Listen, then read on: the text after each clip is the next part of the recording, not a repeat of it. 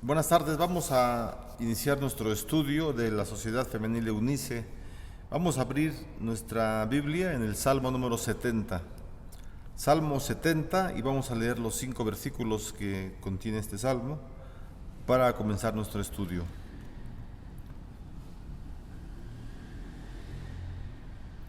Dice la palabra del Señor: Oh Dios, acude a librarme, apresúrate, oh Dios, a socorrerme.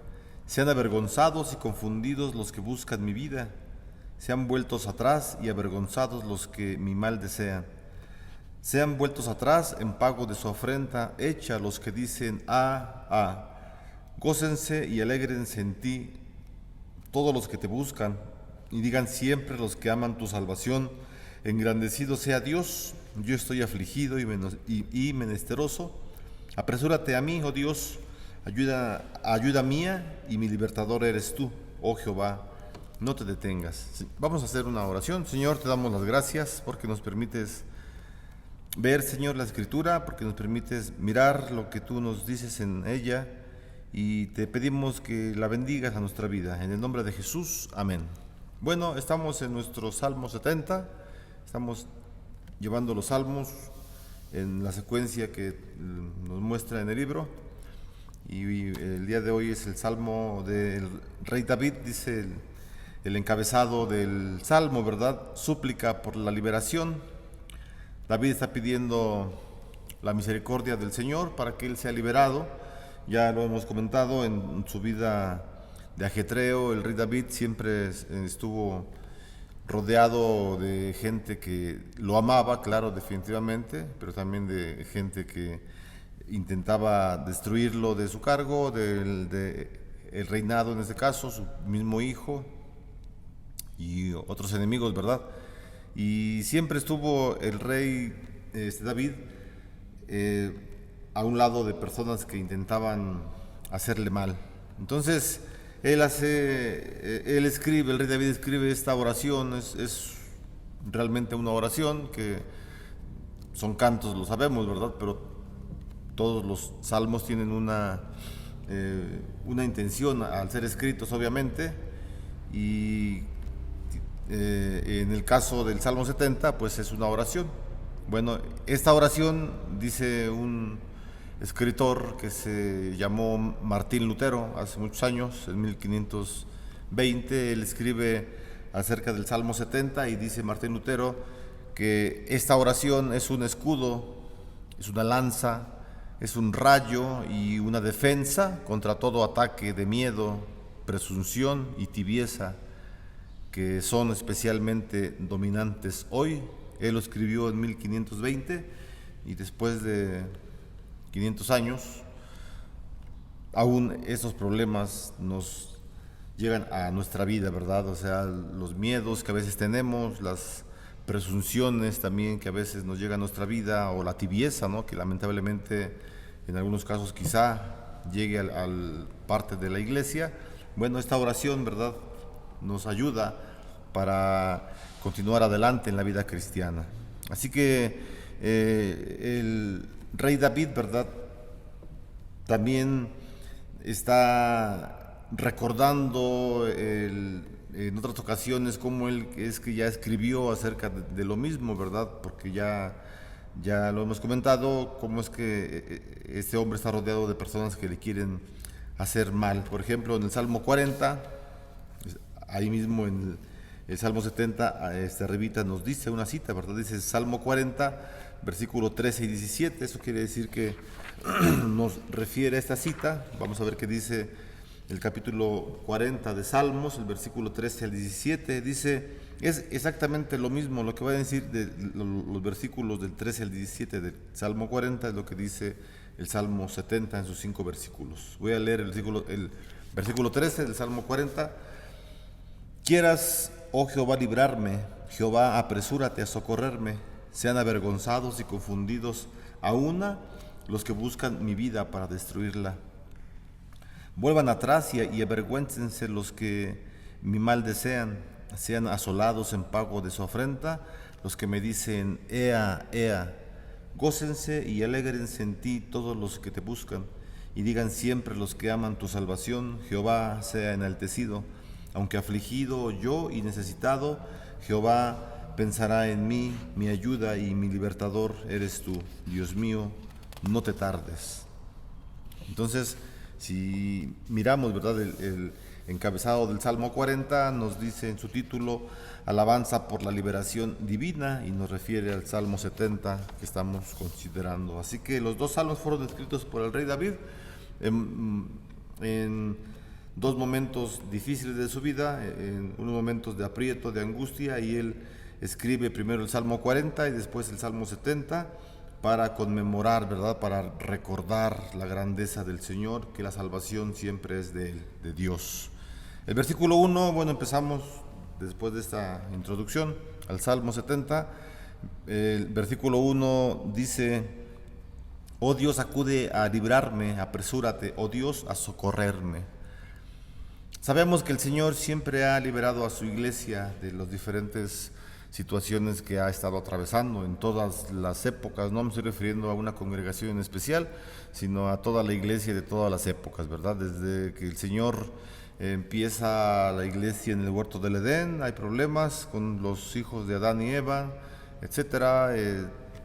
Capítulo 6 de Génesis, el diluvio por la maldad, y siempre, ¿verdad?, el Señor ha liberado a la iglesia de los estados difíciles que ha pasado. El Señor liberó a la familia de Adán y de Eva, a toda su descendencia, aún al mismo Caín, ¿verdad?, que fue el asesino de Abel. Aún el Señor le promete que le va a cuidar, ¿verdad? Dice: aquel que toque a Caín, entonces será también la venganza del Señor en contra de él. Es decir, pone Dios también un cierto resguardo hacia Caín, que es la descendencia de Adán y Eva, ¿verdad? Y en toda la historia de la iglesia miramos problemas con la iglesia y cómo el Señor siempre los ha liberado a la iglesia, ¿verdad? Y lo ha hecho de una manera pronta en los tiempos del Señor, porque para nosotros podemos pensar, ¿verdad?, cuando entran, por ejemplo, las 12 tribus de Israel entran a Egipto y comienzan a trabajar bien, y el pueblo comienza a crecer, mueren los que entraron primero y sigue toda la descendencia, y el faraón de aquel tiempo se da cuenta que el pueblo de Israel puede ser un peligro y comienzan a quererlo destruir. Y bueno, se permanecen 400 años, ¿verdad?, de esclavos, y el Señor los libera. Y uno puede decir, bueno, es mucho tiempo, 400 años, porque el Señor no los rescató pronto. Y bueno, el tiempo para nosotros lo miramos desde una perspectiva humana, desde una perspectiva que vivimos aquí en la tierra, pero el tiempo para Dios es muy diferente al nuestro. Así que dice el Salmo, ¿verdad?, que no el 70, pero el Salmo 90, que 1000 años para el Señor son como el día de ayer que pasó, o como una de las vigilias de la noche. Una vigilia duraba 3 horas, ¿verdad? Y entonces 1000 años son como 3 horas para Dios. Lo que para nosotros es algo inexplicable, para Dios no lo es. Bueno, estamos viendo, ¿verdad?, cómo es que el Señor libera a su iglesia, y lo ha hecho de una forma pronta en los tiempos de Dios. Aunque hayan estado mucho tiempo en la esclavitud, el pueblo de Israel o cualquier otra congregación, el Señor siempre nos libera en el tiempo de Él. Pero el rey David, ¿verdad?, pide una liberación inmediata. Él es un hombre que no es tibio, sino él quiere que la liberación sea inmediata, y no por deseos personales, ¿verdad?, ni por ego, sencillamente porque la situación lo amerita. El rey David está en una situación de urgencia, y él hace una oración urgente al Señor. Entonces, si miramos esta oración, que es los 5 versículos, este salmo o esta oración sugiere urgencia, ¿verdad? La urgencia por parte del Señor, claro, que Dios actúe de forma inmediata para el rey David. Y la oración, ¿verdad?, es dirigida obviamente a Dios, y el Señor es quien va a responder la oración. Así que el Señor, hermana, hermano, escucha nuestra oración y Él nos dará siempre, siempre las mejores respuestas. El Señor le dio una buena respuesta al rey David.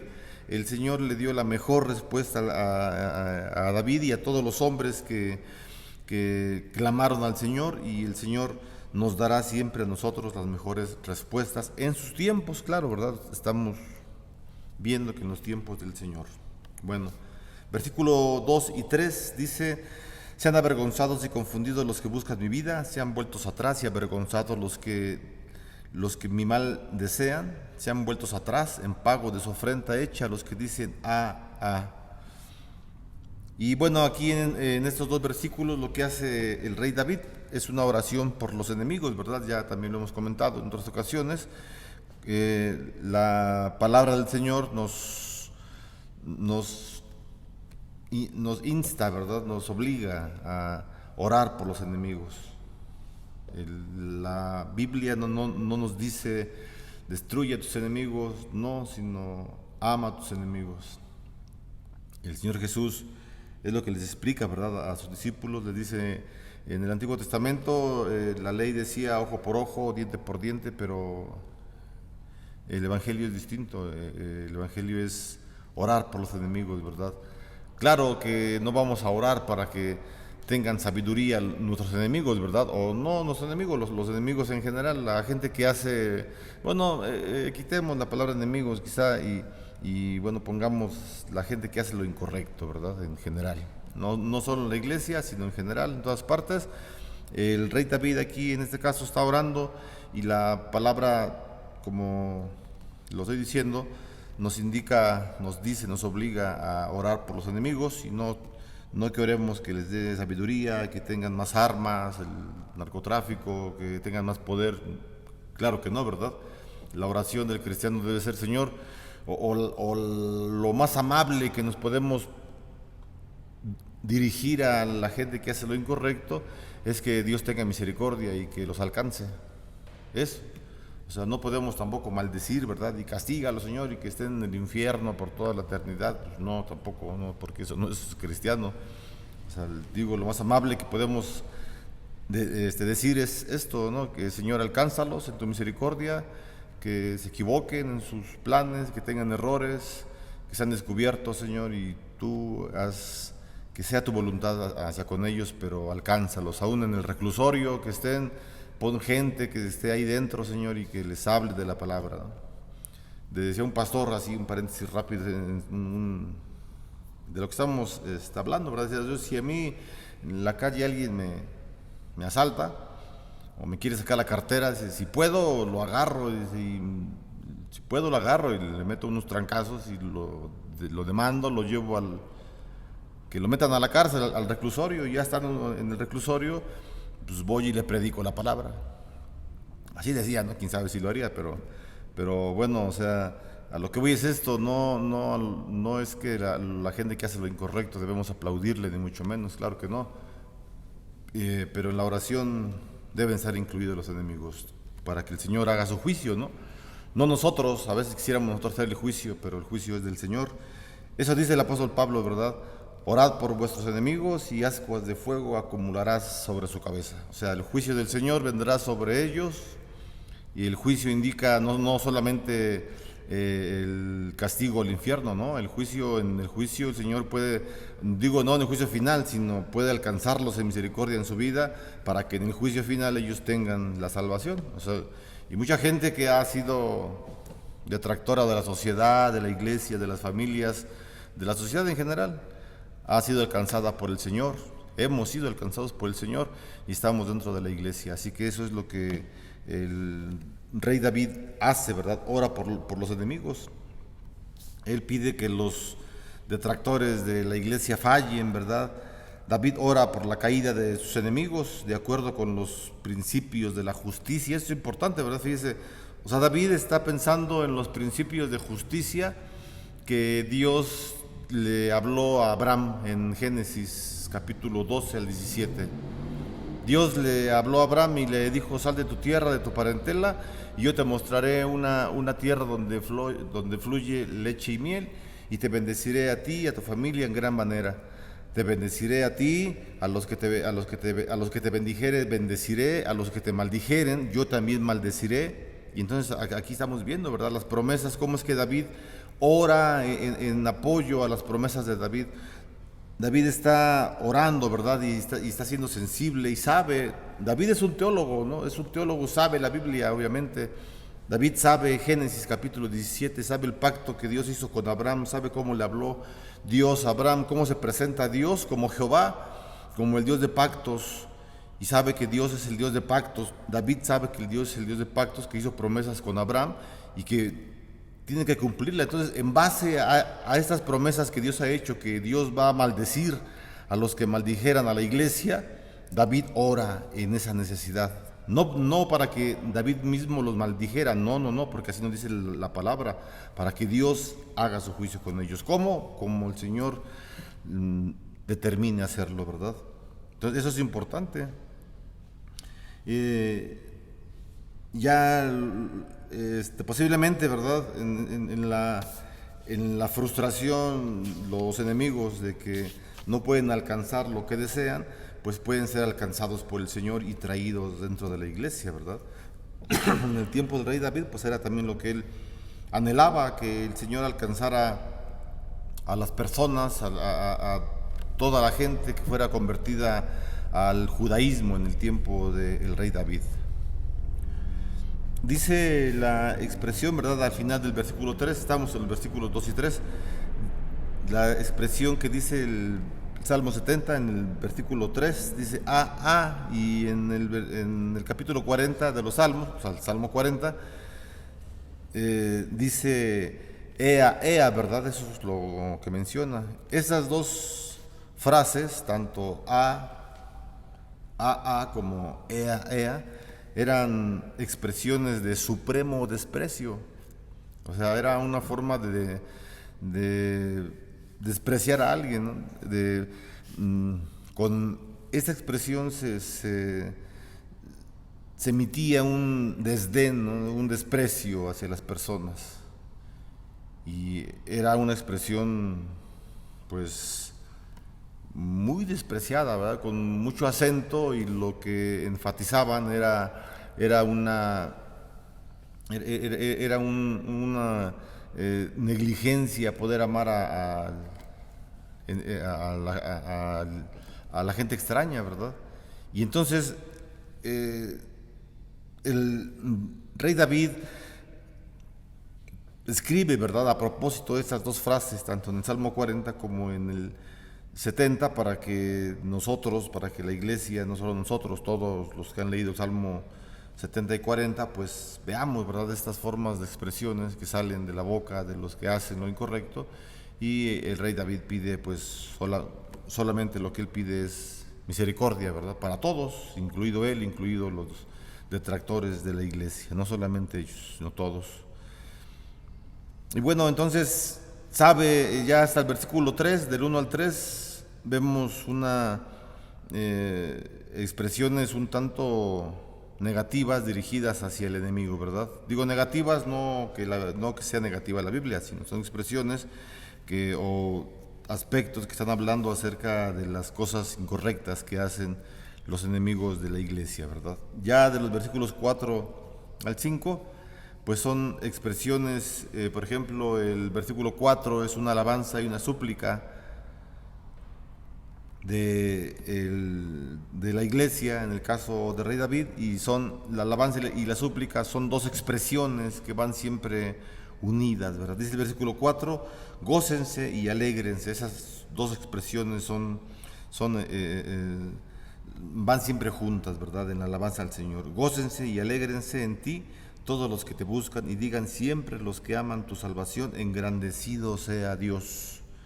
Así que toda la iglesia se llenará de alegría, de gozo, y sus labios, los labios de la iglesia, declararán la grandeza del rey David cuando el Señor haga lo propio con los enemigos de la iglesia, con los que hacen lo incorrecto. Y eso es necesario que nosotros lo comprendamos, ¿verdad? O sea, no esperemos que el Señor haga nuestra voluntad en cualquier situación, ¿no? El Señor va a hacer siempre, siempre su voluntad con cualquier persona. A veces, bueno, simplemente, ¿verdad? Con el pecador, como nosotros, cuando somos perdonados, cuando somos llevados por el Evangelio a la seguridad de que tenemos la salvación, y pensamos, ¿verdad? Muchos de nosotros, los que tuvimos una vida en el pasado no tan buena, decimos, bueno, ¿cómo es posible, no? Que a un hombre como yo, que hice tantas maldades, que hice esto, lo otro y aquello, el Señor tenga misericordia y me ofrezca la salvación. Y a veces eso no se entiende, ¿verdad? Pero esa es la voluntad del Señor, ese es el juicio del Señor que Dios hace con cada uno de las personas que vivimos, ¿no?, en este mundo, que tenemos un tiempo en la historia de la humanidad. El Señor siempre permite que conozcamos el Evangelio y Él pone en cada uno de nosotros la salvación. Entonces uno puede decir, bueno, pues, o sea, es algo inconcebible quizá, ¿no? Que a un hombre, a una mujer tantas cosas que hizo tan tremendas le sean perdonadas. Bueno, ese es el Evangelio, esa es la palabra del Señor. Y entonces, dice el versículo 4, ¿verdad? Que la iglesia se gozará y se alegrará porque son los que buscan al Señor y siempre van a decir que engrandecido sea el Señor. Entonces, miremos cómo es en el versículo 4 el rey David está escribiendo, ¿verdad? Los primeros 3 versículos él ya expuso su problema ante el Señor. ¿Cuál es su problema? Los enemigos le quieren hacer daño, lo quieren perjudicar. Pero a pesar de que él tiene ese problema, en los versículos 1 al 3, a pesar de que él tiene un problema y es un problema urgente, porque le está afectando su vida, él no deja de gozarse en el Señor. Entonces, el rey David tiene este problema urgente.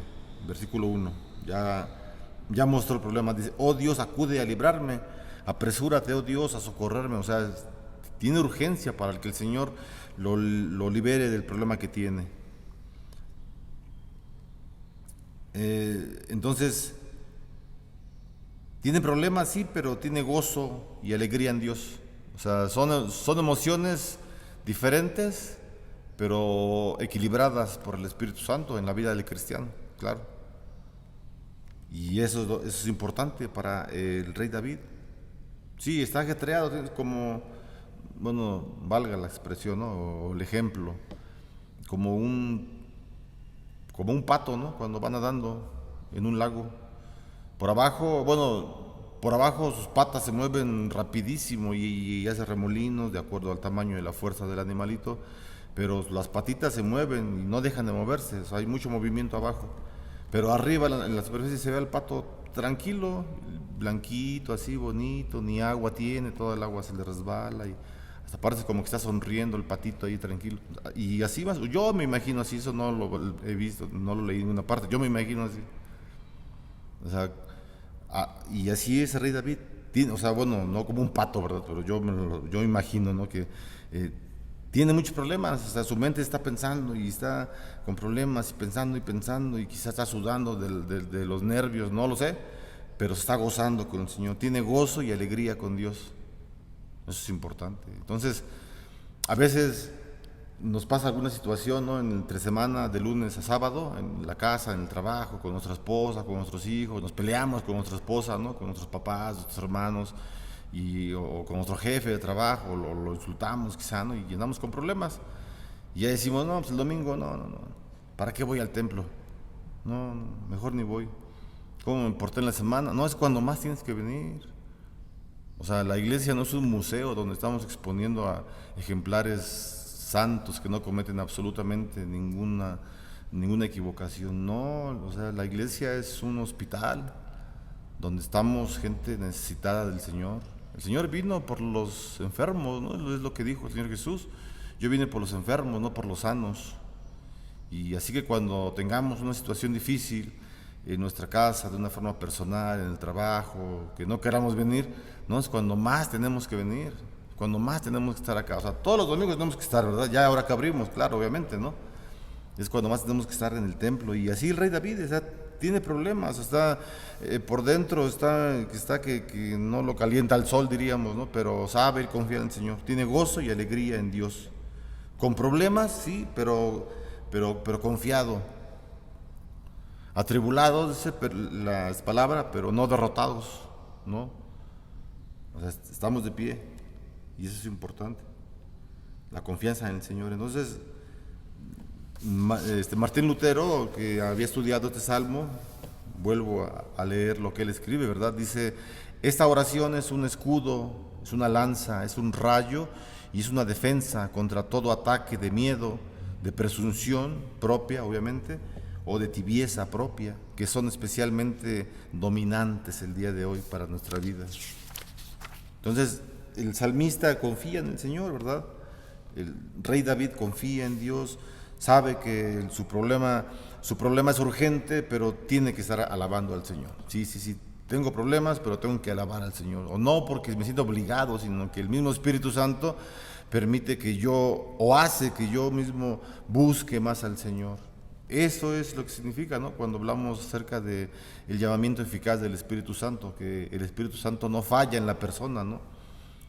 Es decir, cuando alguien está en el mundo, cuando uno conoce de la palabra, cuando uno conoce la iglesia, el Espíritu Santo le hace un llamamiento eficaz interno. No sabemos cómo es, pero le hace un llamamiento interno que se une al llamamiento externo, que es cuando uno lee la palabra, cuando escucha una predicación, cuando alguien les habla de la palabra. Y los dos llamamientos, tanto externo como interno, que es la Escritura y el Espíritu Santo obrando en la vida del hombre, eso hace reaccionar al hombre y eso mismo hace que uno busque más de Dios, que se enamore más de Dios. Por eso se llama el llamamiento eficaz, o sea, un llamamiento que no falla. O sea, no es que el Espíritu Santo esté obligando a la persona elegida y aunque esté gozándose en el pecado, ay, híjole, es que me está llamando el Señor, pues tengo que ir. No, eso no es así. No es así. O sea, el Espíritu Santo nos llama a nosotros a través del llamamiento interno y externo y nos gozamos tanto que ya no paramos en querer buscar más de la palabra, en conocer más del Señor, buscar una predicación, estar leyendo la Biblia, etcétera, etcétera, etcétera. Entonces, el rey David está viviendo una vida en donde el Espíritu Santo le está hablando constantemente a él, a su espíritu humano, y su espíritu humano está respondiendo obviamente a este llamamiento, a la palabra que le da el Espíritu, y él está reaccionando, ¿verdad? Con problemas, pero confiado. Bueno, finalmente en el versículo 5 dice ahí en el versículo 5, David lo que está haciendo o lo que va a hacer es una súplica repetida, ¿verdad? O sea, está repitiendo lo mismo que dice en los primeros dos párrafos, lo dice en los otros dos, dice: yo estoy afligido y menesteroso, apresúrate a mí, oh Dios. Y luego lo repite: ayuda mía y mi libertador eres tú, oh Jehová, no te detengas. Entonces,